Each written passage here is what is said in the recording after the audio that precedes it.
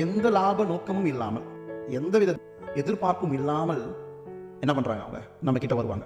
ஆண்டவர் இதை தான் நம்ம கிட்டயும் சொல்றாங்க. அந்த சிறு பையன் 2 மீன் 5 அப்பத்தை கொண்டு ஏசப்பா கிட்ட காண்பித்த அவன் பேரும் பைபிள்ல எழுதுறா. ஒருவேளை இன்னைக்கு அப்படிப்பட்ட ஒரு பையன் இருந்திருந்தா யோசிச்சு பாருங்களேன். அவன் ஏசப்பா 2 மீன் 5 அப்பத்தை கொடுத்தோடனே அவர் நிறைய மீன் எனக்கு கொடுப்பார், நான் வீட்டுக்கு எடுத்துட்டு போகலாம் அப்படின்ற பிளான்ல வந்தானா?